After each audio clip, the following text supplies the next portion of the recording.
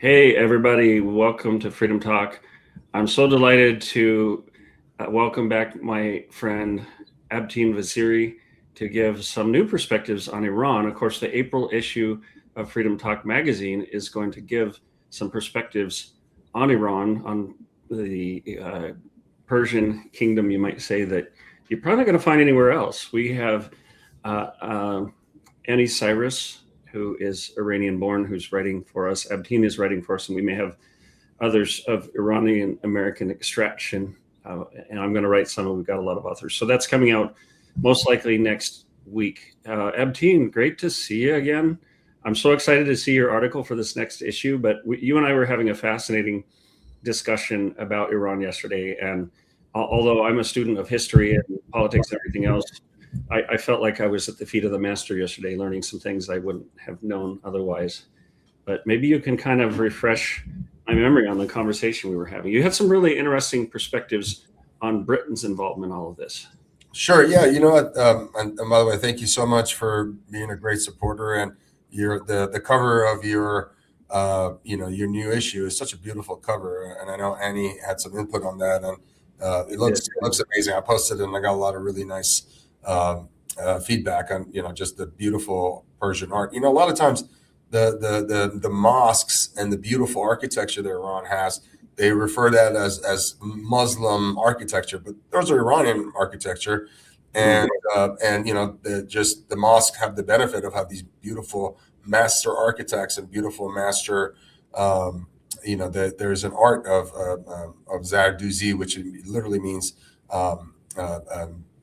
basically sewn with gold. But it's an etching, and just huge art. When I was in India, actually, the Taj Mahal basically copied that, and it was a Mughal ruler that built the Taj Mahal for a Persian princess that passed away, and that they kind of took that art of Zarduzi, and every piece of the Taj Mahal is literally hand etched inside stone. So that's why it took 30 something years to finish it. Wow. But this is part of Persia's art. It's not just written art, but sculpture art, hand etching art, woven of amazing Persian rugs that some of them are art pieces. This is a part of history. This is a part of history of Persia, and this is why people just love Persia and Iran so much. And this is why Israelis that are former Iranians don't want the country to be nuked, because it has so much beauty, so much history, and so much. The country that's 5,500 plus years old, and people want to preserve a lot of that, right? And that's just beautiful culture and history, and a lot of civilization started there, right? Absolutely. Yeah, and I want to point out, I've been the last two slides, including this one, I was giving a preview of Annie's article, and she has this great book that I'm just starting to read. You'll see a graphic of it there, The Architecture of Jihad. And you and I were talking about jihad yesterday. I had what I would say are some misconceptions or maybe incomplete understanding of jihad, and you related it to Britain sort of using this idea for some politics. Maybe you can tell us more about that. Yeah. So, by the way, just to throw a curveball or softball at Annie, I just downloaded her book on Kindle Unlimited, and I ordered paperback. And you guys should check out her new book. It's called The Architecture of Jihad. I'm excited to go read it. And Annie was so amazing. First of all, Annie introduced you and I, which was great. And the first person to have me on her show when I was running for Congress, and she helped put me on the map, and I told her I'll always be loyal to her. And she's just such an amazing person, has such an amazing story, which, by the way, I didn't know when I first went on the show. Her background, her story, it's just incredible. But we talk about jihad. Listen, the Carter administration, my late father, who was in the Air Force, who always felt that Iran was backstabbed and betrayed, always told me that, never forget this name, Zbigniew Brzezinski. Brzezinski was, by the way, he was national policy or national security advisor under President Carter, but he was also involved in the administration under President Ronald Reagan. Both Ronald Reagan and Carter were outsiders, so there was a lot of today what we call the swamp that was kind of surviving and running the show, especially on foreign policy, and Brzezinski was one of them. And Micah Brzezinski, far lefty, and she's on CNN, but her father, created this whole concept of Islamic Jihad. And at the time, these so-called, geniuses that graduated from Harvard, they just thought they knew the world better than people that were actually running the world, like the Shah of Iran, who for 37 years kept these crazy Islamists at bay. He was, in my analogy that I make between the Iron Throne from Game of Thrones to the Peacock Throne, which is the current throne of the Pahlavi dynasty. I joke that there's a lot of similarities between the wall in Israel and the wall in Game of Thrones, and you have to protect the wall. And the Shah of Iran kept the savages, essentially the barbarians, at bay. And then one day the British decided that they wanted to replace the Shah of Iran because he was becoming too powerful, and they didn't like the fact that Iran had nationalized the oil companies and kicked out the British Petroleum company, and they always just thought that Iran's oil was their personal property. They looked at Iran as a colony. Well, Persia was not a colony. Persia was a great superpower and never became a colony, but they really wanted to turn it into a colony, and the Shah and Iran refused, and we saw what happened in 1979. But let me step back. One of the things that that you and I talked about is that in the 1920s, the British or Iran found oil in southern Iran, and the British had the technology, so they formed a partnership, and that partnership between the British and the Iranians was called the Anglo-Iranian Petroleum Company, or Anglo-Iranian Oil Company. And that company later on became British Petroleum, and it's BP as we know it today. But that entity, British Petroleum, BP, started as a partnership between Iran and the British government, the UK. And the agreement that they had was that the UK or the British would bring the technology and the drilling and all of the infrastructure, and Iran would provide the land lease, and they would split the profits 80-20. And well, the British were doing a lot of funny math, and there's a book that actually just came out called The King of Kings. Even in that book, that's a very leftist book that tries to paint the Shah as a bad figure. Even in that book, they claim that the British were doing funny, Enron accounting and only really giving Iran 8% of the profits. So they were keeping 92%, and they're raping Iran on that partnership. And the Reza Shah, the first Shah in the Pahlavi dynasty, the father of the Shah and the grandfather of the current crown prince, he used that 8%, that very little 8%, to completely build Iran's infrastructure, make it a moderate country, build a military, turn the country from only 20% literacy to almost 100% literacy with that 8%. And then the United States discovered oil in Saudi Arabia, and the United States was a lot fairer. So the United States and the oil companies went to Saudi Arabia and said, listen, we want to do a partnership, but we're going to do 50-50. So the Reza Shah was very unhappy with the fact that the United States was such a fair country to deal with, where they did this deal with Saudi Arabia at 50-50. And Iran was doing this unfair deal with the UK at 80-20. And even at 80-20, they were still cheating, only giving Iran 8%. And then it got even worse. For about 5 or 6 years, the British stopped making payments. And the Reza Shah went to them and said, hey, why aren't you making payments? Like, well, we can't really give you any money right now. We're in a recession. He said, well, this has nothing to do with your recession. We have a partnership, and we also have a country to run. And so that's when they nationalized the oil companies and kicked out the British out of Iran. And the British were so upset. They thought Iran was their personal property. They brought naval ships and tried to go to war with Iran. This is in the 50s. And President Eisenhower, a Republican, stepped in and said, you're not going to war with Iran. Iran is our ally, and we're going to protect Iran. So President Eisenhower kept the British at bay. And if you see, there's a video where the Shah of Iran talks about 40% of the world's oil going through their Strait of Hormuz. Today, it's only 20%. But at the time, 40%. And he said, if you're going to attack us, we're going to close the jugular vein of the world's economy. We're going to put the world economy. He wasn't talking about the United States. The United States were Iran's allies. He was talking about the British, that they were trying to go to war. And what did the British do? They couldn't beat Iran because Iran had the 4th largest military in the world. So what they did is they destroyed Iran from within and unleashed this Islamic Jihad on Iran with the help of Brzezinski. Brzezinski's idea was they were going to contain the Soviet Union by creating all of this Islamicism around the Soviet Union. Well, guess what? They handed all of Iran's oil to the Soviet Union because Russia is one of the biggest beneficiaries The Caspian Sea was owned 50-50 between Iran and the Soviet Union. When they broke into the Russian, small states, Iran's share of the Caspian Sea went from 50% down to 20%. Today is only 12 or 13%. The Russians kept raping Iran and taking all of that. And what the Caspian Sea is important, it's the second largest gas reserves in the world, and it's got the largest caviar reserves in the world. So imagine, really? Wow. All the beluga caviar in the world comes from the Caspian Sea. So the Russians now have, now the Uzbekistan and Kazakhstan, all these other countries. I was going to say probably the Caspian Sea. Stolen all this natural resource from Iran. So the British, even though they created this stupid idea of Islamic Jihad, took Iran over with the turbans instead of crowns, the mullahs. And in Iran, it's a joke that if you turn over these turbans that these mullahs have, every single one of them will say made in Britain. And so the way that Iranians look at the current mullahs is that it's really the continuation of the Qajar dynasty, which was this puppet government, this puppet king that belonged to the British. And they took all his natural resources, all the stands. Ostan in Farsi means state.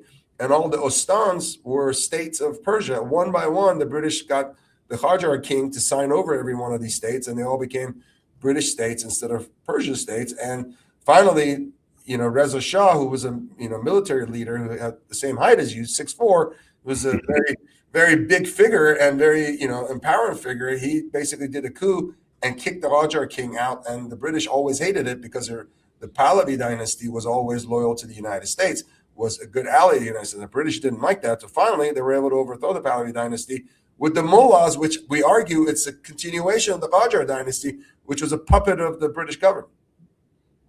Sorry for that long-winded answer. No, that's great. I was just sitting here keeping up, and what an amazing story that is. And a lot of people haven't heard that, and they also haven't heard the premise of my article that's coming up, which is that Persia and Israel were allies for many, many years, starting with King Cyrus making it possible for the kingdom of Judah to rebuild the temple, the second temple. And it's a very, very interesting story.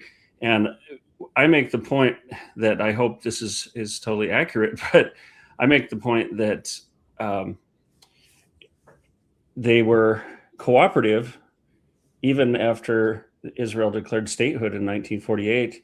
And really the relationship went south after the Islamic Revolution. Can you tell me about that? Does that strike you as a true statement? Well, somewhat. Let me kind of clarify that a little bit. So when we talked about King Cyrus, I think it's important to understand history. King Cyrus was the father of the Persian Empire. There was the Caspians and the Medes, and there were two different powerful Persian empires. And King Cyrus was the son of the Caspian king, and then his mother was the daughter of the Mede king. So he basically kind of like the Prussians joining forces, the Caspians and the Medes joined forces, and he created the Persian Achaemenid Empire. And one of the things that he created was the first Charter of Human Rights, which today sits at the United Nations, the same feckless United Nations that will do nothing for the people of Iran. They have the silent cylinder of the people of Iran in the United Nations, but they refuse to do anything. And then it's a joke that they invite Iran to all these different organizations, including human rights organizations and women's rights organization. And it's a joke because the Islamic Republic, we know how they treat women. They gang rape women and they treat women like second-class citizens under Sharia law. But anyway, to kind of talk about the history, when Alexander the Great, basically attacked Persia and won, he didn't consider himself a Macedonian king or the Greek king. He considered himself a Persian king because Persian Empire was just so vast. He defeated the Persians, but he considered himself a Persian king. Which didn't necessarily make him popular with all of his soldiers. It didn't. That is very true. Yeah. But fast forward, these Islamists, they hate Cyrus. And by the way, Cyrus freed the Jews. He took over the evil king of Babylon, who for 47 years had been basically destructive to the Jews, and they basically enslaved the Jews. And then Cyrus the Great, after 47 years of them being in this Babylonian king's captivity, went and freed Babylon and gave them gold to go rebuild the second temple. It's funny because the Islamic Republic has been in power for 47 years, the same amount of years. And now Israel is helping kind of return that favor. And President Trump happens to be the 47th president. So there's a lot of similarities in that story. But let me tell you, the Islamists in Iran, they hate the history of Persia and Cyrus the Great, which is the father of that region, so much. I mean, his name has been brought up in the Old Testament so many times. It's the only king that, his name is transcribed. And so many different cultures use that name, Cyrus, because he was such a great king. But the Islamists, they tried to basically build a dam around the Cyrus tomb, and they try to submerge it underwater because they hate the history of Persia, because they look at themselves as not Iranian. They look at themselves as this Islamic caliphate. And then, sorry, the long-winded answer to your question, when my father was in the Air Force in Iran, he had a counterpart in Israel. Israel and Iran were close friends. In fact, even after the war with Iraq started, Israel was actually helping the Iranians, even though this new regime, Israel was helping them. They helped bomb the Iraqi nuclear sites with F-4s that were painted the same color as Iran to pretend like Iran was doing it. So they were indirectly helping Iran, because the Islamic Republic to the Israelis was the lesser of two evil compared to Saddam. But it's interesting because there's been a lot of close relationships between the Israelis and Iranians, and everybody in Iran loves Bibi Netanyahu so much. They make songs about him. They make videos about him. That is so. Bibi Netanyahu is the most popular figure in Iran, followed very closely by President Trump. That is so interesting, and you saw a post I did this morning, because I went on to X and I was seeing people say things like, oh, the Jews in Esther's time were trying to commit genocide against the Persians and everything else. So I wrote a little post, and obviously I used AI here, but I even saw somebody say Esther was a honey trap for King Xerxes or Ahasuerus, which is not true at all. And I pointed out that Haman was an Agagite, which goes back in the Bible to the Amalekites, and the Amalekites were a group of people who, according to the Bible, slaughtered and harried the stragglers when Israel left slavery in Egypt, and were very cruel, and continued that pattern for 350 to 400 years. They're also the same people that Samuel told King Saul to wipe out, and Saul didn't completely obey that. So the perspective of the Bible is that these people were given many, many years to reform, and they continued to persecute people. Haman became an authority in the king's court, but this whole idea that the Jews slaughtered a whole lot of Persians, I find that disingenuous, because what King Xerxes did was found a way around Haman tricking him into a law of the Medes and Persians, which was inviolable, and allowed the Jews to defend themselves. So by decree, he couldn't have the Persian army go in and protect the Jews. But what he did, if I'm understanding it correctly, is he allowed the Jews to defend themselves. So the whole idea that the Jews went out and massacred Persians is kind of laughable. I mean, they were a very tiny population within a vast empire. If they would have actually done that, they would have been wiped out. I'll tell you a couple other interesting stories about Cyrus the Great. So Cyrus the Great, first of all, his story about, Cyropedia, which was a book that was written by Xenophon, who was actually a Greek soldier. He wrote this. He wrote about the 10,000. Yeah. He wrote the story about Cyrus the Great, because at the time, Persians didn't write down history. They were just orally telling them. Hey, hang on a sec. This is the same Xenophon that was part of the 10,000 Greek soldiers who had to fight their way back home, right? That is correct. But he sat down with Cyrus the Great, and Cyrus the Great had built this amazing garden, and his garden he named Paradisius. So the word paradise comes from Cyrus the Great's garden. Oh, and wow. Xenophon, when he was sitting interviewed Cyrus the Great to write this book, because the Persians weren't writing stuff yet, he said, "How many slaves did it take you to build this garden?" He goes, "We don't have slaves in Persia. We've never had slaves in Persia.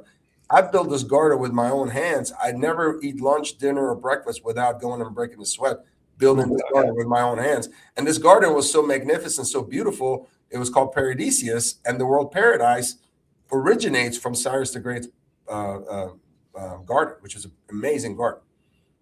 Yeah. Well, that's fascinating. I'll tell you another interesting story. So I went to law school at UNT in Dallas before I moved to New York and finished at Fordham Law School, where President Trump went to Fordham actually before he transferred out of Fordham to Wharton. But anyhow, my dean of my law school was an amazing guy named Royal Ferguson, and he was a federal judge appointed by Bill Clinton. He actually sent me a campaign contribution and said, listen, I'm a Democrat. I don't agree with your politics, but you're a good guy. Here's my campaign contribution. But Royal was such an amazing man. I actually shared the story with him that Thomas Jefferson, when he was trying to create the United States, he read 3 books. And those 3 books that he read was Machiavelli's The Prince. And then he had 2 versions of that Cyropedia book that I just mentioned to you that was written by Xenophon. One of them in the original Latin, the other one in English. So he read 2 versions of it. And then when he created the United States, the idea of stands or stans, which were individual states that had their own autonomy but paid homage to the big country, which was the Persian Empire, he copied that with the states in the or the founding fathers copied that. But they decided to rely less and less on ruling by fear that the Prince Machiavelli wrote, and more by what love and respect and balance of power that Cyrus wrote. So I shared that article and book with my dean, and he was fascinated by it. Wow, that's so cool. So here is the depiction, Hollywood's depiction in 300 of King Xerxes the First. Tell me, I've heard some people criticize this movie because it made him out to be a complete moral reprobate, and that the Persians were enslavers and wicked, and the Greeks were these moral, righteous people. Tell me that the Spartans kept the Helots. They kept slaves. So I don't know that characterization in the movie was historically accurate. It was very inaccurate, and it actually really ticked off a lot of Persians because, think about it. If you could compare the Greeks at the time and the Persians at the time to the world today, Persia would be the United States. Persia would be the superpower, and the Greeks were like the Somali pirates. There were pirates that were going and taking Persian ships at sea. So the Persian Empire got, Xerxes got so sick of it that he sent an army to go squash these pirates. And then the Persians were sophisticated. And by the way, they didn't look like any of these people that, they had depicted in the movie. The Greeks were the hairy, they didn't have the 6-pack abs. They were the pirates. And then in this movie, they depicted the Persians as somehow barbarians, but they were the superpower. They were actually the ones that were trying to protect their army against the Greeks at the time, which were pirates. And so they sent this massive army to go squash this. And that was a story about Leonidas and 300. Wow. But it was historically inaccurate, and it really ticked off a lot of people. Another movie that ticked off a lot of people is that the movie Prince of Persia. Yeah, it didn't include a single Persian person in that movie. Hollywood just decided. Oh my gosh! And I really do like that movie. I didn't know that. You mean Jake Gyllenhaal isn't Persian? Well, this, I think I just pulled this up, and this is why I'm looking down a lot, because I'm looking for resources. I believe this was the route by which Xenophon and the 10,000 made their way back to their homeland. But I have to recommend a really good book. I love Con Iggulden, who wrote The Dangerous Book for Boys. A lot of people may not realize he's an excellent author of historical fiction, and the Falcon of Sparta is all about Xenophon and the 10,000. It's a really good book. If there isn't one already, and I'm not aware of it, we need some good movies on Xenophon's 10,000. I think we need a book on the whole story, how fascinating the story of Cyrus the Great is. We probably don't have time for me to get started on it. I do too. It's a fascinating story. And by the way, this is told by... So apparently this was Esther's husband right here? The enemy makes him sound so amazing. So the truth might have been even more amazing than that. So apparently this was Queen Esther's husband right here, Xerxes the First? Yeah, but Xerxes didn't look like that. Xerxes had long hair, long curly hair, and big beard. And of course, in Hollywood, he looks like a trans man, but that's Hollywood for you. Well, and they had him suggesting all kinds of sexual deviancies, but it seems to me like reading the Bible. First of all, Cyrus, what is it? Is it Ezekiel? Which book or books of the Bible refer to him? In the Old Testament, he's mentioned, I don't know, 30-something times, I think. Yeah, that he was instituted by God to fulfill this role. And it seems to me like King Xerxes, with the husband of Esther was a pretty moral guy. I mean, other than the fact that he had multiple wives, but that was part of the culture, I guess. But it's a fascinating story. I'm going to take a real quick break, run a little promo on Freedom Talk Magazine. I want to encourage you, if you're out there, go to realfreedomtalk.com. You'll get a pop-up, or you can just go to the Freedom Talk Magazine page and subscribe for free. You'll get the whole Freedom Talk Magazine. Better yet, do the premium subscription, which is ridiculously cheap for what you get. It's $50 a year or $5 a month. And show us a little support, because we're not just reporting the news. We're giving depth and perspective that's so important for really understanding what's going on today. America's founders warned that without knowledge and virtue, no nation can remain free. Yet through the steady infiltration of Marxist ideology, we have been stripped of both, and we are no longer a moral and educated people. To save America, we must spark nothing less than a national renaissance. That's why you need Freedom Talk Magazine, the journal of truth and virtue. We cultivate enlightened thinking and principled living, offering unique insights into the issues and remarkable people defining our world. Sign up today for your free subscription to Freedom Talk Magazine and join the new American Renaissance. All right, great. Hey, and like I said, you are going to be featured in the Iran issue. And like I told you, I've really thought seriously about creating a special section in upcoming versions, issues of Freedom Talk Magazine. It's a monthly magazine. We tend to focus on one particular topic each month. Last month, it was the sanctity of life, dealing with the concepts of abortion, assisted suicide, and transhumanism. But I would really like to do a section from that Iranian perspective, Iranian-American perspective, and also from the perspective of the attempted conquest of the United States by Islam. I know that you are a real critic of Islam, and you're someone who's fighting this quest by Islamists to take over the United States of America one community at a time. Let me play a real quick video, because I just recently interviewed Sheriff Richard Mack, and he shares some of his experiences at CPAC with a whole lot of Iranians there.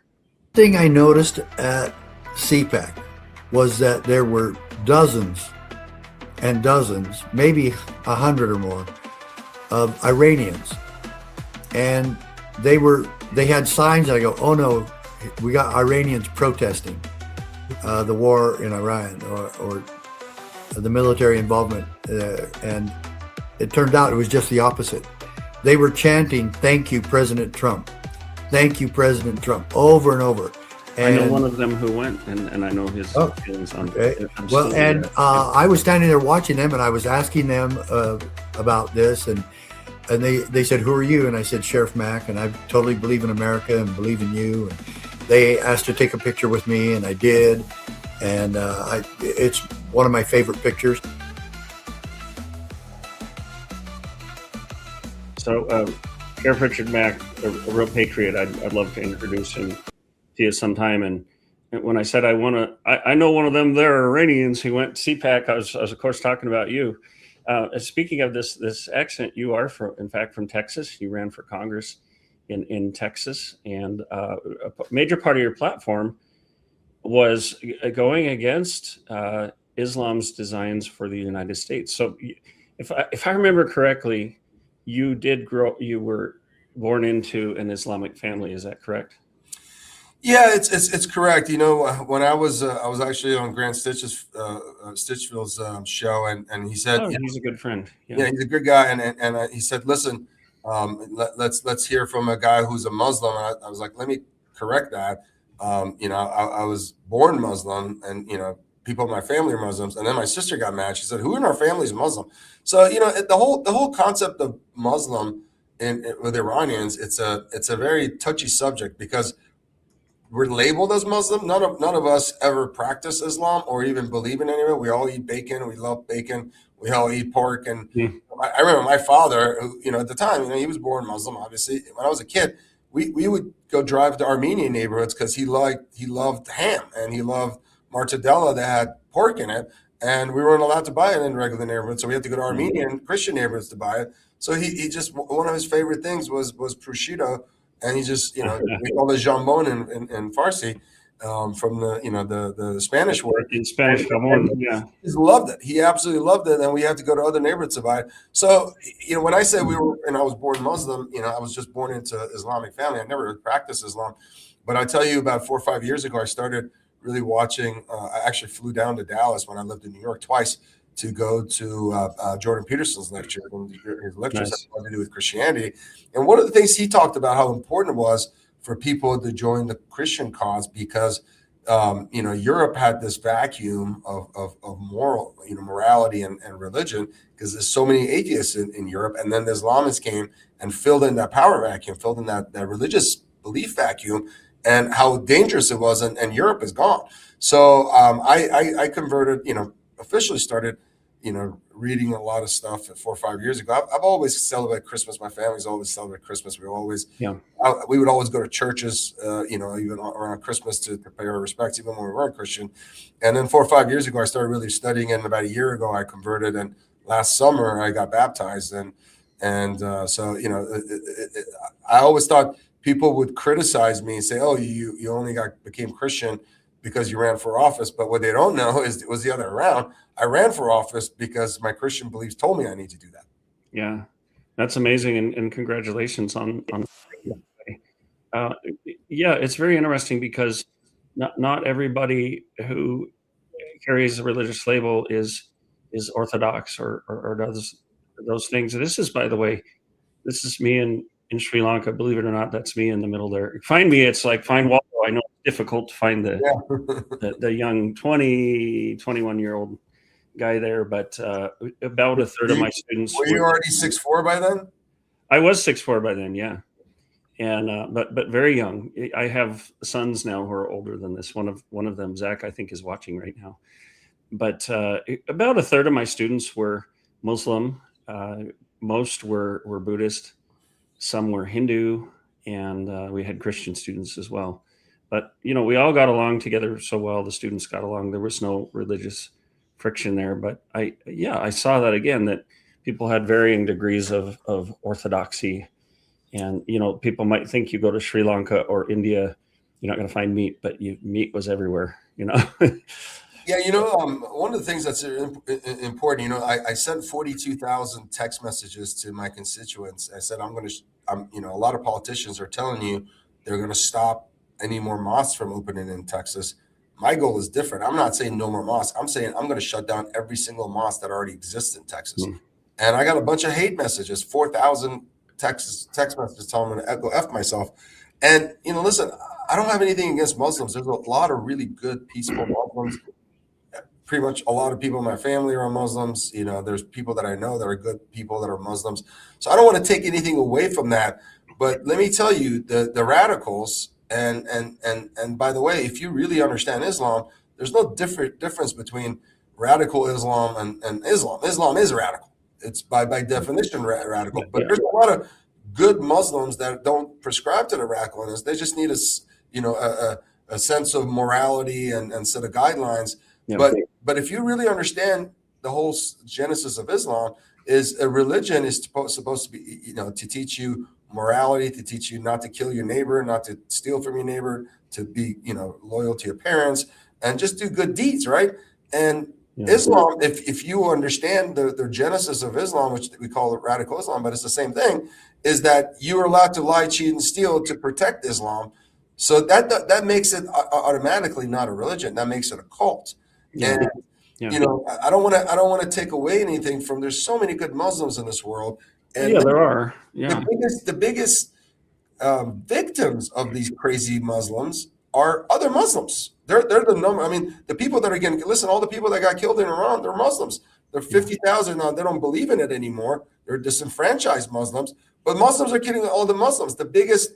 Look at Iran. They just started indiscriminately sending missiles into UAE, Qatar, and all their Muslim countries. Yeah. They blame Israel. Israel has never attacked another Islamic country. Iran has attacked more Muslim countries in the last month than Israel has in its entire existence since 1947. I saw a statement yesterday, I think it was from the president of Iran, criticizing the United States for so-called massacring Iranians and we need to stop massacring Iranians. And I thought, you mean like the protesters that you just massacred? Like how hypocritical is that? So it's really funny. I get a lot of funny posts and memes from Persian speaking people, and a lot of them are like, Farsi language is fascinating, right? It's been around 2,500 years, so it has. I have always wanted to learn some Farsi. I mean, I recognize it, so I'll go up to people and say, "You're speaking Farsi, aren't you?" But I would love to be able to go up and speak a little bit of it. I wouldn't. It's a very poetic language, and Yeah, it's a poetic language because there's so much poetry and songs and music and art. But it's such a poetic language because it's had many years to, like, some words. There's 4 or 5 different ways of saying the same word, so it makes it a very poetic language. But it also makes it very interesting and funny because there's so many jokes that are so funny in Farsi that don't really translate. You can't translate them. Yeah, and I get so many funny things, but there's a video going around about the Pezeshkian, the current president of Iran, Masoud Pezeshkian, and his real last name wasn't Pezeshkian; it was like Pozder. Somebody actually posted that to me. But Pezeshk means a doctor, somebody that's in the medical field. Pezeshkian means somebody in the medical field. This guy calls himself a doctor, and my uncle, he said this, and it's funny. He said, in one meeting he'll say, "Oh, I used to be a heart surgeon." In another meeting he says, "Oh, I used to be a brain surgeon." He was never a surgeon. In fact, he never went to medical school. In fact, he probably never even graduated high school. The guy is illiterate. The guy cannot read or write Farsi. He can read Turkish, or he can speak Turkish, but Farsi, he doesn't have a command of the Farsi language. He knows zero English, and then for him to have written such a elaborate letter to the American people using so much propaganda to try to fool the lefties and the Gen Z, it's a joke because he calls himself Dr. Pezeshkian, but he's not a doctor. He's barely literate, and he's illiterate, in fact. Well, that's fascinating. I didn't know that. Most people probably wouldn't in this country. But back to your point about mosques, and a lot of people have been saying lately that Islam is not compatible with the values of the United States of America. And I want to show you a picture. This is inside the DOJ. I've got some differences. You might say I'm working out with the DOJ and how they went after parents, but so I've been in the DOJ building, a large imposing building in Washington, D.C. And this is a photograph from a rotunda. You can see it leads up some stairs, but all around this room are these larger than life depictions of lawmakers. So Oliver Wendell Holmes on the right, Thomas Aquinas on the left. By the way, interestingly, you see Jesus in there. And I was getting a tour from someone, and I said, "Well, that's cool. They have Jesus in here." They said, "Well, you don't understand. This is a depiction of Jesus in prison, being imprisoned by the law." And there's some very demonic artwork in the DOJ, but I digress often. But anyway, my point is that among these characters is Moses. And so I have to say, whether or not you believe that the United States is a Christian nation, our legal system has the 10 Commandments, has the law of Moses as a part of our legal foundation. You would know this as a lawyer. So I wouldn't say that, you have to be a Christian to hold office. However, there's a reason why you swear on a Bible, and it's not just to say I'm Christian. It's to acknowledge that the very foundation of our law is the 10 Commandments. Thou shalt not kill, all the rest. So it's a very interesting thing. And then, as you know, at the founding of our country, one of the huge problems we encountered was that these Barbary pirates were kidnapping Americans and enslaving Americans. Maybe you could talk a little bit about that, because I've heard a lot that the slavery of Europeans, Americans, was a lot more than people might think. I mean, we get a lot of talk about the slavery of blacks, but what about the slavery of Americans and Europeans by Muslims? Yeah, so you probably didn't know this about me, but I was going to go in the Air Force. I wanted to be a fighter pilot when I lived in California when I was a kid. And when I was 15, I went to Marine Corps boot camp for 2 weeks and graduated from a devil pup program. Marines are known as devil dogs because the old adage was that they fought so hard they looked like devil dogs, right? And so the junior program was devil pups. I was a devil pup. And so, in the Marine hymn that they said, "From the halls of Montezuma to the shores of Tripoli," the shores of Tripoli was one of the first adversaries we had in the United States. And so many of our ships were getting basically overtaken by these pirates. We went to 2 wars against them, and they had taken somewhere between 1.5 million Americans and Europeans and turned them into slaves. So much so that Thomas Jefferson at the time, I think, sent a representative to go meet with these people in the Barbary Coast. And the argument was that, hey, we weren't involved in the Crusades. We never took anybody's sides. Why are you attacking us? And the answer that they gave is that, listen, under Islam, we have this concept of booty where, we get to, fight the enemies, and anyone that's not Muslim, it's considered infidel, which means they're fair game. We're allowed to attack your ships and take your booty as our spoils of war. So our religion says we could do this, so we're going to keep doing this. And so we sent some ships and we want to destroy them, and with the Marines, and the rest is history. But we've been getting attacked, and there's a lot of people in the U.S. We caused this Islamic radicalism. We caused this. No, let me tell you, this concept of Islamic radicalism, where it started with the Soviet Union. Soviet Union started these terrorist training camps, these Marxist Islamist terrorist training camps in Czechoslovakia and in Poland in the 1950s and 1960s. Some of the people that attended these camps were Yasser Arafat and Rafsanjani and Khamenei, which was the current supreme leader. But Khomeini himself was a militant. Khomeini, which was a figurehead, was Ayatollah. But Khamenei was a terrorist. Khamenei and Rafsanjani met at the same the Soviet terrorist training camps with Yasser Arafat, and they came up with this idea. They didn't create the Muslim Brotherhood. The Muslim Brotherhood was created in Egypt, but the Yasser Arafat created the concept of terrorism. And let's go back in history for people that are history buffs. During the time of Omar Khayyam, was a very famous mathematician in Iran and poet. Poet. I have a book of poetry by him right here somewhere. During the time of Omar Khayyam, there were Persians and Arabs were living, in the same areas, and the Arabs created the concept of assassins, and this was Hashashins, right? Hashashians became the assassins. So the Arabs in that region created assassins, and then they created terrorism. These two concepts were all created under Islam. Hashashians were the first assassins in the world. The word assassins comes from Hashashians, which was during Omar Khayyam's time.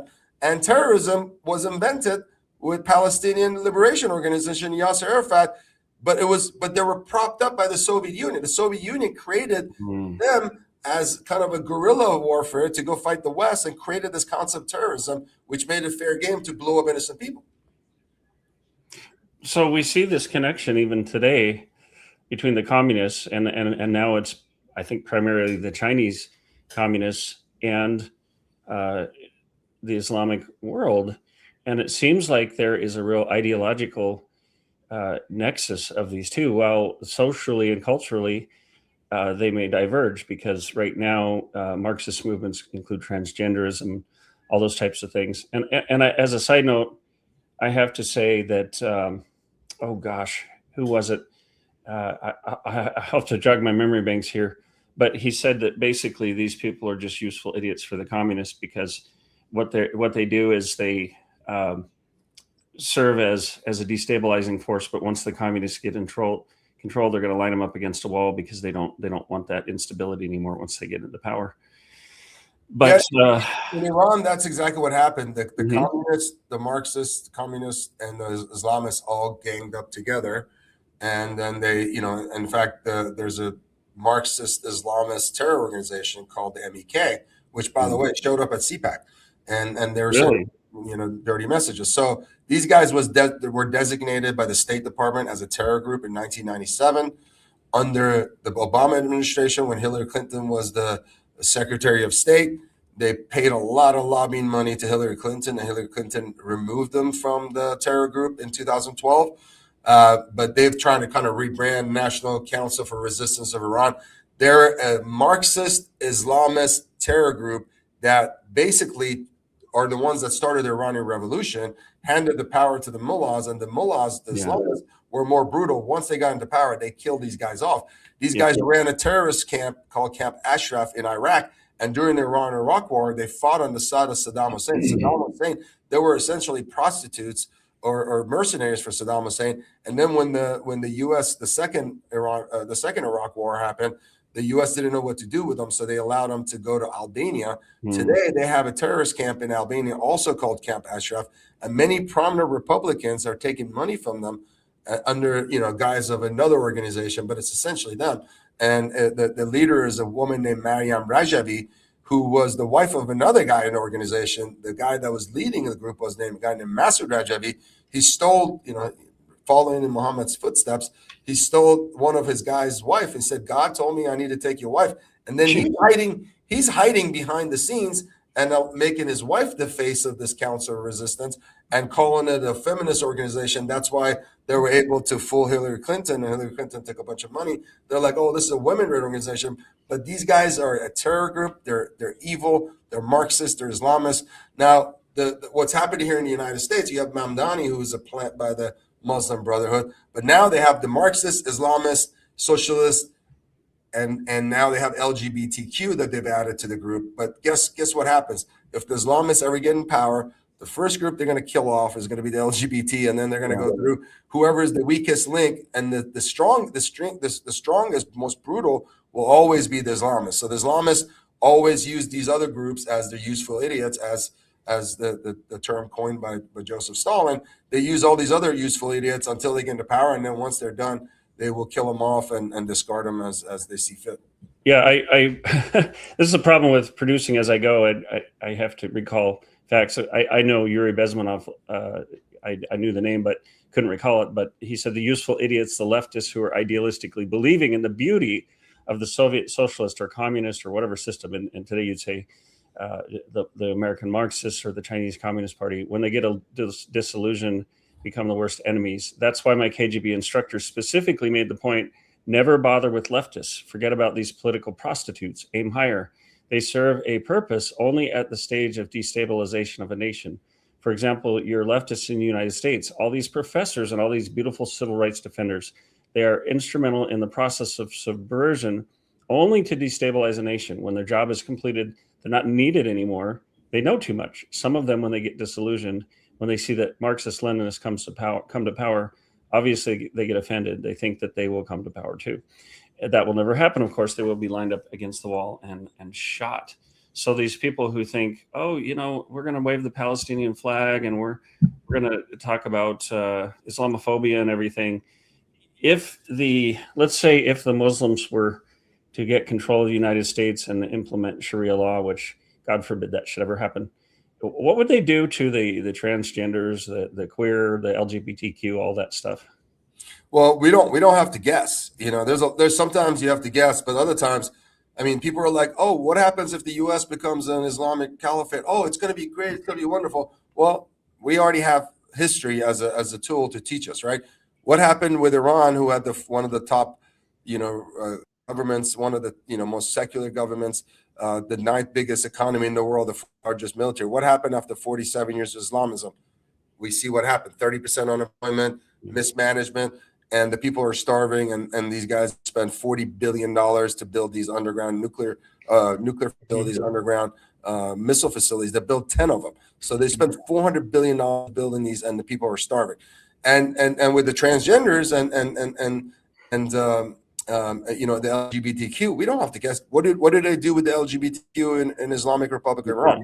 They take them to the top floor of a building, they blindfold them, they tie their hands, and they throw them off the building and plunge them to their death. That's what happens to them. And the useful idiots, all they got to do is study history and go look what happens to LGBTQ in Iran to understand what's going to happen to LGBTQ under Islamic Caliphate here.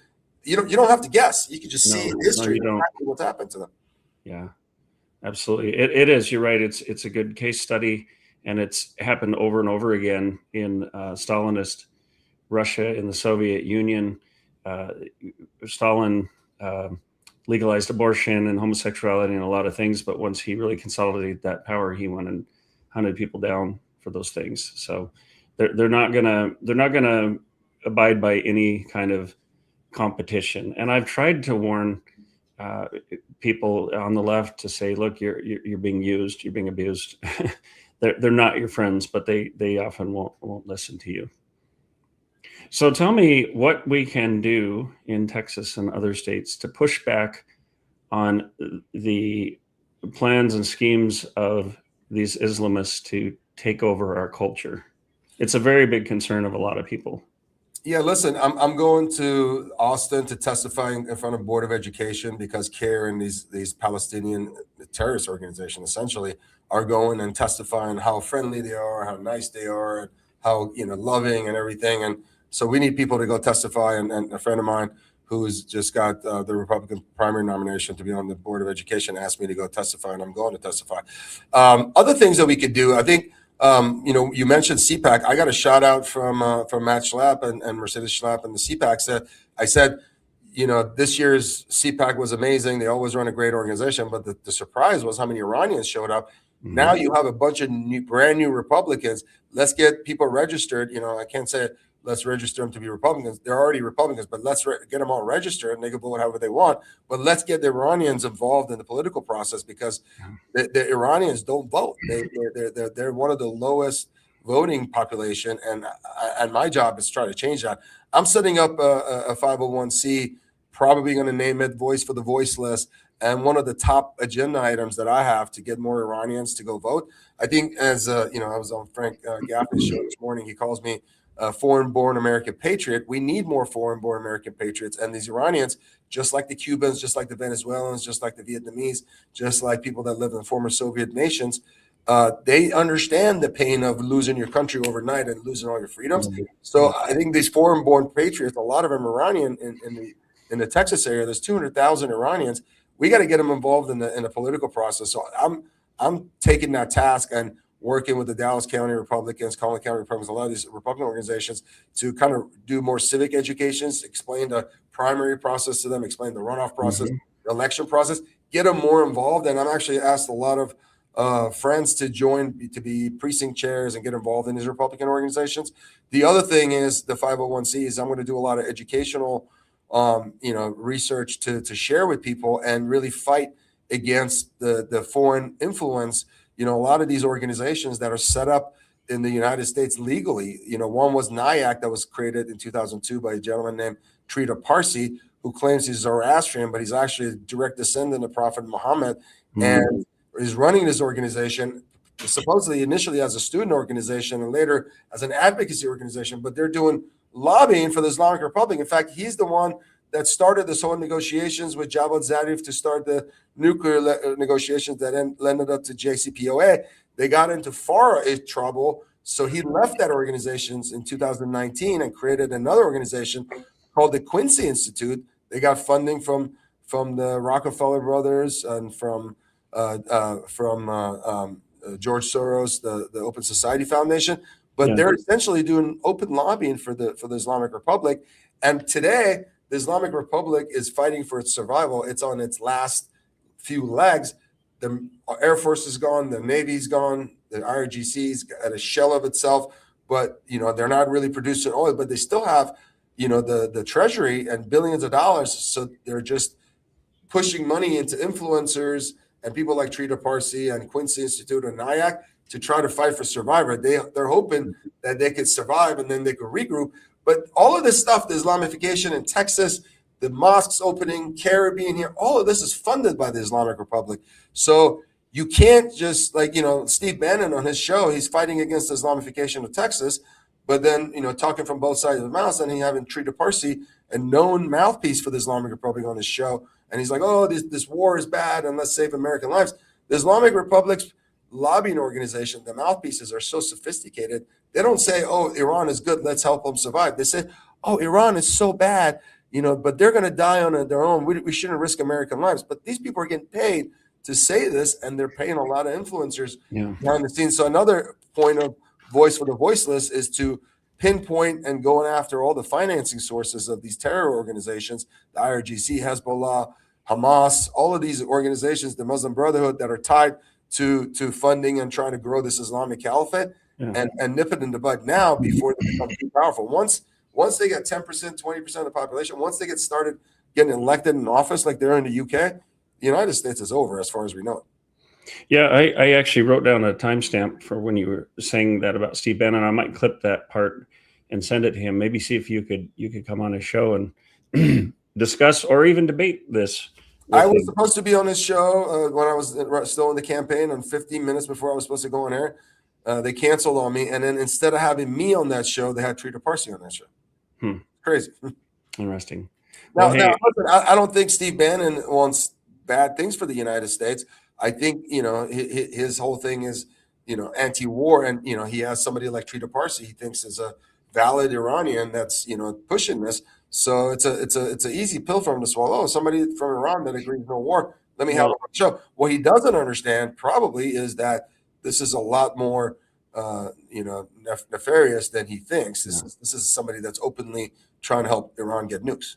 Yeah, well, we're in fifth generation warfare, as General Mike Flynn and my good friend Boone Cutler, the late Boone Cutler, said, and the Chinese call it unrestricted warfare, and not everybody is what they appear to be. So I want to point out really quickly that little scrolling thing down at the bottom. I'm going to help support what Abteen's doing. I'd love to be a part of that nonprofit. I want to travel to some events to bring you these perspectives through Freedom Talk. I know, Abteen, you and I want to go to some events together. So if you'd like to support that and give me some funds to travel and bring this kind of perspective to you, you can go to giftsendgo.com/Freedom Talk. Better yet, you can subscribe to the premium version of Freedom Talk magazine, and here's where you do that.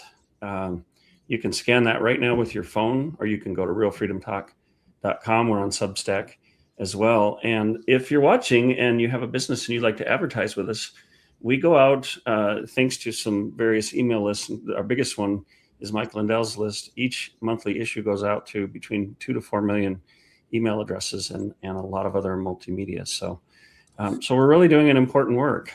You really are. And let me highlight a few events that I'm going to be involved in for people that want to participate. One, April 6th, Beau French is having an event down in Fort Worth. He's running for railroad commissioner, and he's going to have Ken Paxton at that event. I think that's a good event too.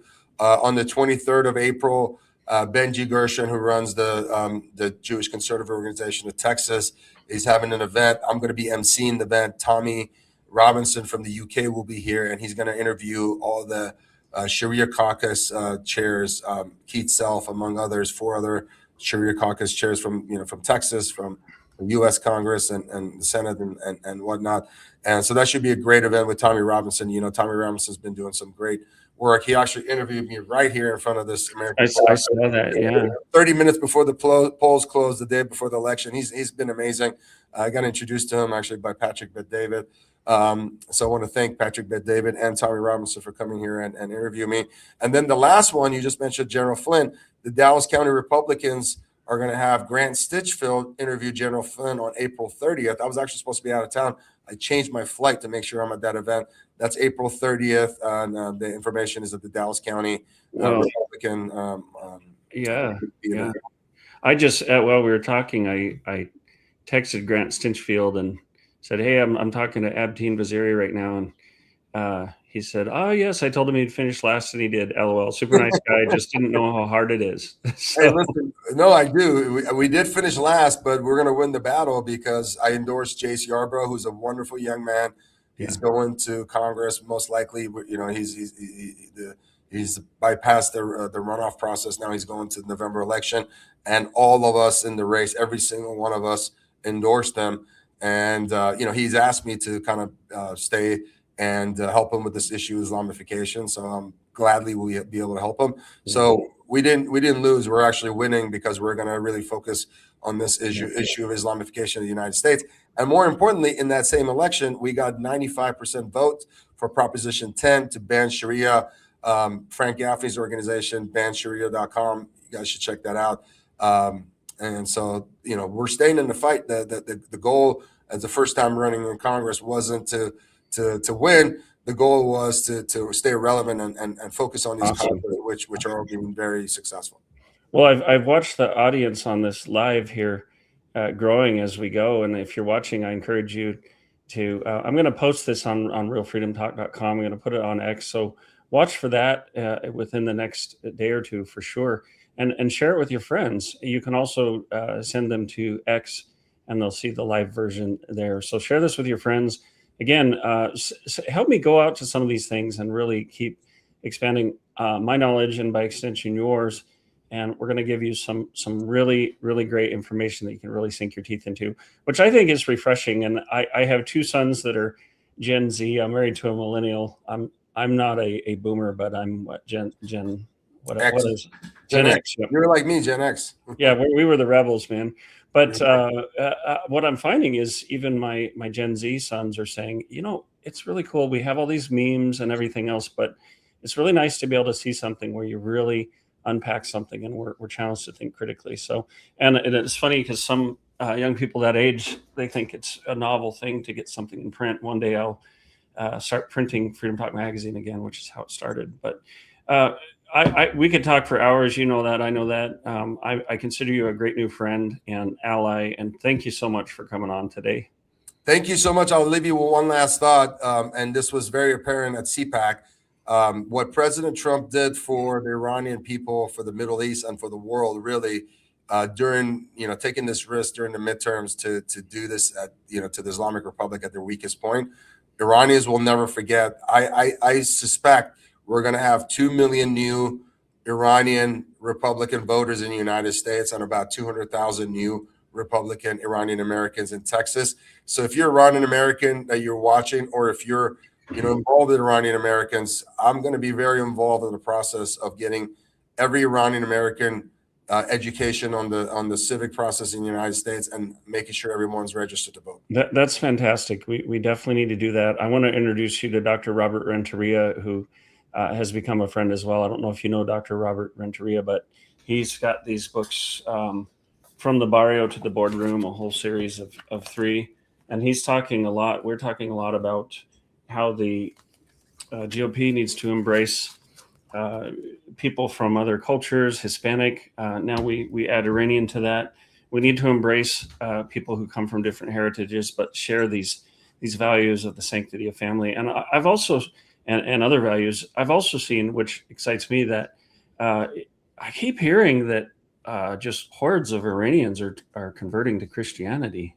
Oh my God! Let me tell you that if you got a second. Yeah. So when I started organizing, my show, I can take as long as I want. Yeah, perfect. So let me tell you, I started organizing or getting involved in organizing a lot of these Iran rallies. We did one at Dealey Plaza, we did one in Frisco, one in Plano, and there's a lot of amazing Iranians that I've met through this organization. We have a group chat. There's 100 people on it. These guys spent their own money, got all the licenses to have a rally outside CPAC. We have a gentleman who's Jewish American in Broward County running for Florida's 23rd district for Congress. He came and spoke at the rally. One of the guys that ran against me, his name is Monty Montanez in Texas 32. He came as a former combat veteran that served in Kosovo. He came and joined the rally. So a lot of Iranians are doing a lot of great work, right? And I got invited to one of these organizing events. Like this was like in January when it was like snowing. It was like 10 degrees outside. And we went to La Madeleine in Plano, and I didn't want to really talk about me converting to Christianity. I wanted to kind of keep that private because I just didn't know if they were going to judge me or ask me questions. And they brought it up, and I was like, all right, well, yeah, I'm a proud Christian. I got baptized this past summer, and I was shocked. All 25 of those people that were there, they're all Christians. Wow. And it wasn't one or two of them. All of them were Christians. I think only 2 of them were Armenian born. The rest had converted. At CPAC, every single Iranian that I met was a Christian. They're either secular or Christian. So Dr. Hormoz Shariat runs Iran Alive Ministry. I was on his show, did a Farsi language show that broadcasts into Iran. He has 120,000 people in his ministry that are Christians inside Iran. When I was in their offices in McKinney, he showed me pictures of underground baptisms, underground weddings, underground Bible studies, passing out Bibles, which, by the way, each one of those is enough to earn you a death sentence in Iran. Yeah. So the idea is that there may actually be somewhere between 3 to 10 million Christians in Iran, but because of fear of getting killed, they're not really openly Christian. But once Iran is free, you're going to see there's going to be a lot of Christians in Iran. And I hear China and Iran are 2 of the fastest growing Christian nations in the world right now. Wow, that's amazing. That blew my mind. I was shocked. I had myself come to this conclusion, and I've worked with people, but to see how many other supporters I have that are like-minded, that came to the same exact conclusion on their own. I didn't convert them. They all converted. We all met. but we all were thinking the exact same thing. Well, it seems like one thing about Christianity is the more you persecute it, the more it grows. And I have met people from the underground churches in China, and they're worshiping at the threat of their lives. So it's really something to see, and it's really great to see this happening within the Iranian community too. I just actually took a screenshot of something I want to show you, because Annie Cyrus has covered this topic. It was in the, December 2025 issue of Freedom Talk magazine. Beautiful article about basically people trying to actually target Christian young men to take advantage of their confusion, their frustration and anxiety about not being able to afford homes, being called toxic and all these things. They're trying to recruit young men based on that frustration. We need to have these young men turn toward Christianity, because if there is a religion of peace, from the very scripture itself, look, every religion has abuses, but based on the scriptures itself, Christianity is absolutely a religion of peace and even loving your enemies. So, yes, I'll give you another example. When I got invited to the mosque, the East Plano Islamic Center, which the acronyms are EPIC. That's the mosque that's got a lot of attention. Now it's a Sunni mosque.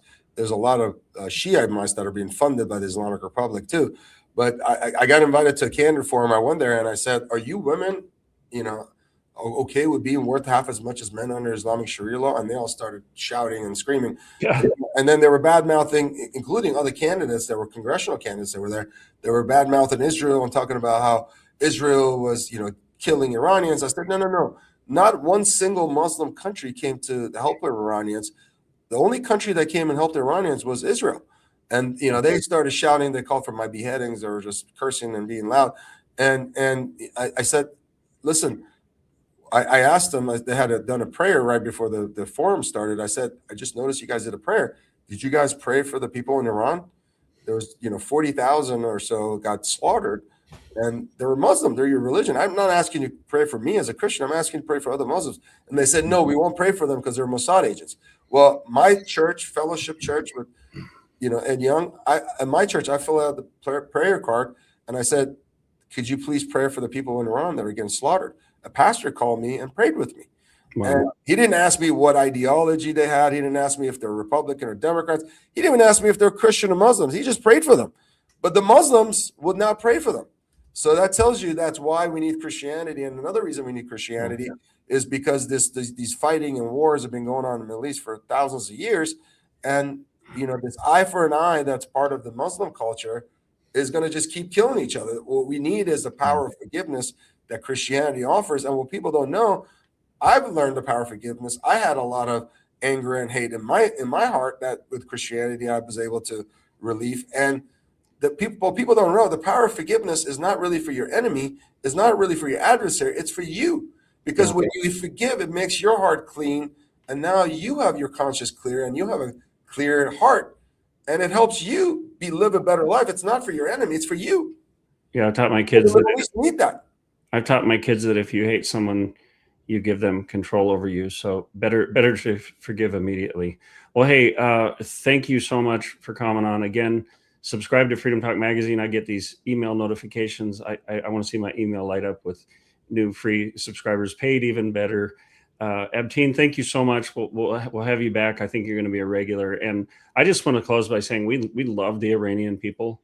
I'm so excited to be involved in this and to be touching on this. And I am going to learn everything I can and help spread the good word and separate the wheat from the chaff, because Freedom Talk magazine is the journal of truth and virtue. So we want to bring the truth to this matter instead of all the jabber that goes on social media, and really get down to what is the virtuous thing to do in this situation. How can we follow righteousness and the founding principles of this country? So thank you so much for coming on, and we'll talk to you soon. Thank you so much, and look forward to my article in your latest issue that has the beautiful Persian art. And thank you again for being a supporter, and thank you for having me on the show. And for those Iranians out there, please go register and vote in the midterms. That's the number one way you could pay back President Trump and the Okay. Republican Party for helping bring freedom to Iran. All right. We'll see you soon. Cheers.